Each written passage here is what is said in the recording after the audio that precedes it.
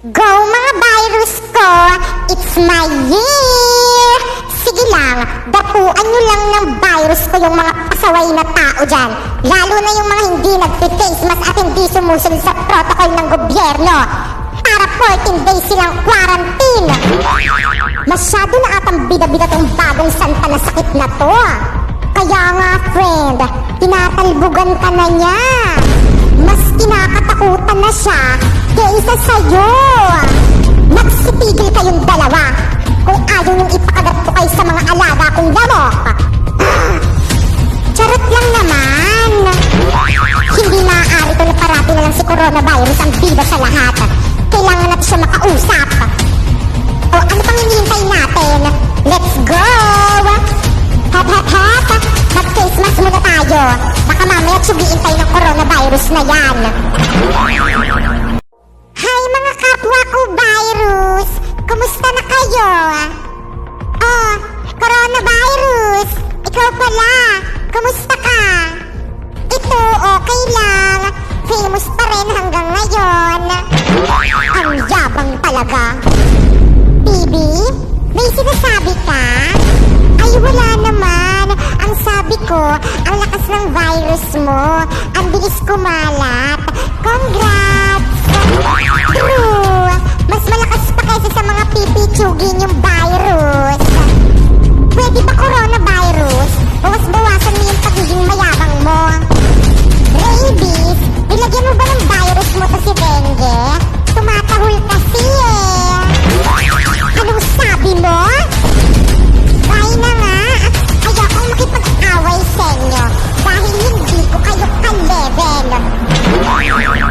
Coronavirus, tanggapin mo na lang na malalaos ka rin gaya ko. Manahimik ka Ebola virus. Hindi ako malalaos kagaya mo. Talaga ba? Noong 2014, kilalang kilala rin ako kagaya mo. I'm sorry to say na matutulad ka rin sa'kin. Malalaos ka rin. Hindi ako matutulad sa'yo dahil hindi ako mahina kagaya mo. Anong mahina? Kung tutuusin, mas malakas naman talaga ako kaysa sa'yo. Takot lang naman yung mga tao sa'yo dahil 14 days silang magka-quarantine. Ikaw ba naman, ikulong sa COVID facility ng 14 days? Di ka matatakot? Manahimik ka kung ayaw mong makulong sa COVID facility. Manahimik ka rin kung ayaw mong bolahin kita dyan. La, ano ba? Hoy, Yaya! Halika nga rito. Bakit po, ma'am? Anong bakit? Alam mo kung anong kasalanan mo. Di bang sabi ko sa'yo, wag na wag mo akong susumbong kanila mama na gumala ako? Ano po kasi, ma'am? Tinatanong po kasi ng mami niyo kung nasan daw po kayo. So sinabi mo nga, baka nakakalimutan mo. Katulong lang kita. Tapos napakapakailamera mo. Sorry po talaga, ma'am. May paiyak-iyak ka pa dyan? Alam mo, nang dahil din sa pagiging sumbongera at pakailamera mo, nag-away kami ng nanay ko. Ano, masaya ka na? Sorry po, ma'am. Hindi ko naman po ginusto na mag-away kayo ng nanay niyo eh. Alam mo ikaw, hindi na ako magtaka kung bakit ganyan lang yung trabaho mo. Katulong. Yaya! Ay, ma'am, nandyan na po pala kayo. Asan na yung anak ko? Ano po kasi? Ano? Umalis po. Pinigilan ko po siya pero ayaw niya pong makinig sa akin. Ano? Yaya naman.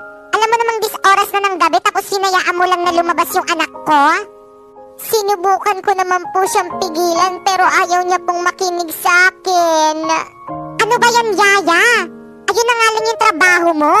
Ang pagbabantay sa anak ko tapos hindi mo pa nagawa ng maayos. Napakapalpak mo talaga eh, no? Sorry po, ma'am. Hindi na po mauulit. Talagang hindi na.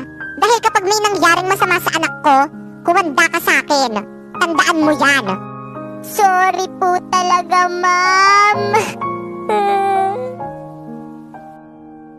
Mga anak, paano ba yan? kailangan ko na namang umalis. Ha? Pero tay, saan ka na naman pupunta? Oo nga po. Kailangan ko kasi magtrabaho mga anak eh. Iiwanan niyo na naman po ako. Ang sabi niyo, hindi niyo na ako iiwan. Ano kasi anak, wala tayong makakain kung hindi ako magtatrabaho eh. Tay, sama ko. Anak, wag nang makulit. Aalagaan ka naman ng ate mo eh. Apa, mauna na ako mga anak. Paalam. Tay, wag mo ako iwan. Hello, kuya. Bunso. Hello. Bakit? Si mama po. Wala na. Ma'am? Bakit? Yung nanay ko po kasi wala na. O anong gusto mong gawin ko? Kung pwede po sana, gusto ko po sana siyang puntahan sa may burol niya. Nako, hindi pwede. Kita mong nagtatrabaho ka tapos maglilive ka? At isa pa, wala kang pamasahe dahil hindi kita bibigyan.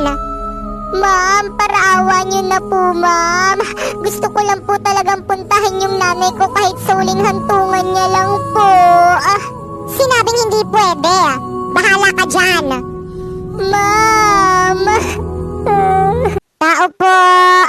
Natapon ko na po yung basura niyo. O ito, bayad ko. Sige na, alis na. Ang baho mo. Salamat po. Sa wakas, may baon na sa school ang anak ko. O tay, ba't ang tagal mo? Late na ako eh. Ay, sorry anak. May ginawa lang ako. Akin na po yung baon ko. Ay oo, ito anak. Ano to tay? 10 piso na naman. Sorry anak. Ayan lang kasi yung binayad sa akin sa pagtatapon ng basura eh. Sa'yo na yan. Ba't pa kasi ikaw pa yung naging magulang ko eh? Anak, sorry kung ayan lang yung kaya kong ibigay sa'yo.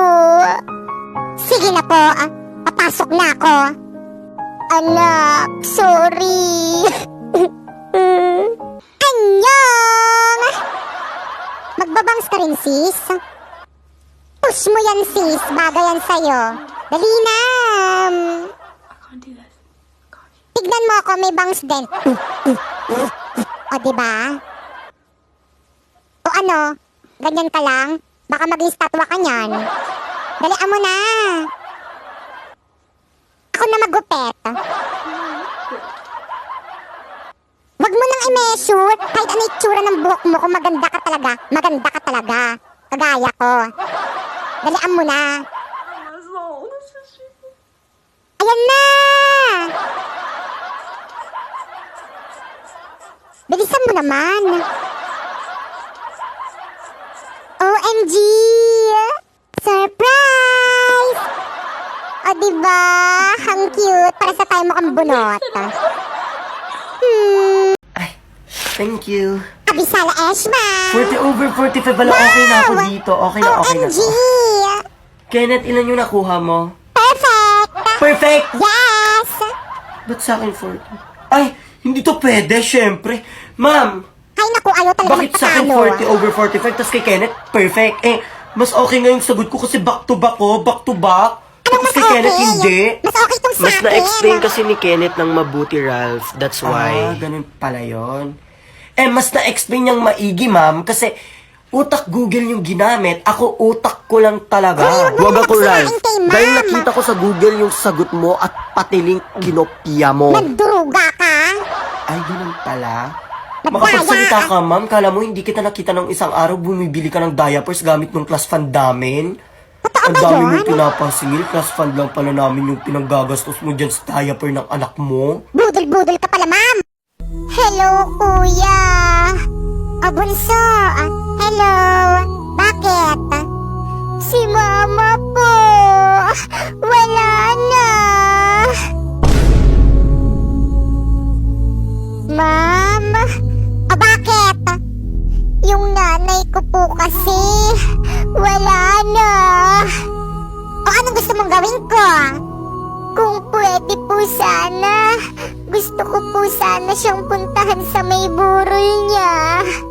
Nako, hindi pwede. Kita mong nagtatrabaho ka tapos maglilive ka?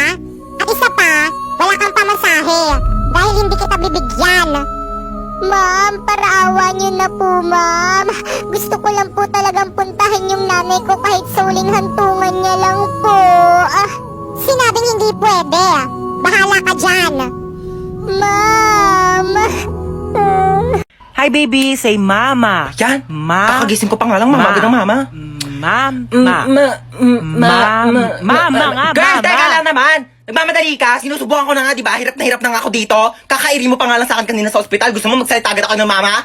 Mamadali ka. Kakaloka to na pag... Huwag ka na umiyak. Shh, tama na. Huwag ka na umiyak. Shh, huwag ka na umiyak, sabi. Kulit mo. Girl, sanggol ako, di ba? Ano ba dapat gawin ko? Di ba umiyak? Ano ba yung pinanganak mo dito, aso? Gusto mo tumahol ako? Waf, waf, waf, waf! Dami mong arte sa buhay. O sige, ikaw umiyak dito. Ako iire. Ang cute naman ng baby. Aray! Eh, ang cute Aray, eh. aray, masakit nga, di ba? Kurutin ko yung itlog mo eh. Twinkle, twinkle. Pa, yan ang boring naman ang tugtog nyo. Yung TikTok, yung trending yun sa TikTok. Ayan.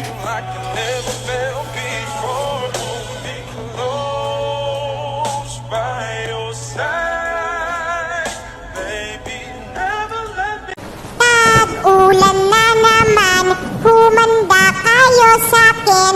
Wag lulusong sa baha, para di ko dapuan. Mga virus ko, mukhang mahihirapan ako makabiktima ngayon. Dahil naka-stay at home ang mga tao dahil tag-ulan. Pero di bale, habang may mga pasaway na tao, nasa akin pa rin ang corona ng universe. Hahaha! Sino to? Excuse me, sino ka? Hindi mo ba ako kilala? Ako si Corona Virus! Pwedeng umalis ka muna. Kasi you know, tag-ulan ngayon. It's my season. Ako dapat ang bida ngayon. At sino ka para paalisin ako? Isa ka lang namang virus na galing sa mga mababantot na daga kagaya mo. Taas kamay sa mga may alam ng sagot. O bakit? Paturo naman. Hindi ko alam yung sagot. Hindi. Oo, Bakit ka nagtataas ng kamay? para hindi ako matawag ni ma'am. Ralph. Ma'am, sorry pero hindi ko pa alam yung sagot. Ayan kasi hindi ka nakikinig. Ma'am, hindi po sa hindi ako nakikinig. Nakikinig ako pero hindi ko lang talaga alam yung sagot. Oo Ang nga. dami nakataas ng kamay tapos ako pa talaga na hindi nagtaas ng kamay ang tatawagin mo para mag-recite. Oo nga. Eh di sana sinabi mo na lang yung mga hindi nagtaas ng kamay sila yung tatawagin ko para mag-recite. Oo nga. Kasi pumasok ako dito sa school para matuto at hindi para mapahiya sa harap ng maraming tao. Oo nga. Ito kaya ma'am, tanungin mo kaya kung alam niya yung sagot. Alam mo ba Bakit yung ako? sagot? Hindi. Oh, di ba hindi daw? Eh bakit ka nakataas ng kamay? Para hindi matawag ni ma'am. Para hindi mo daw tawagin ma'am. Siya kayong tanungin mo ma'am. Bakit ako? Okay, sige. Good luck. Kenneth, stand up. Ano ang sagot sa tanong ko?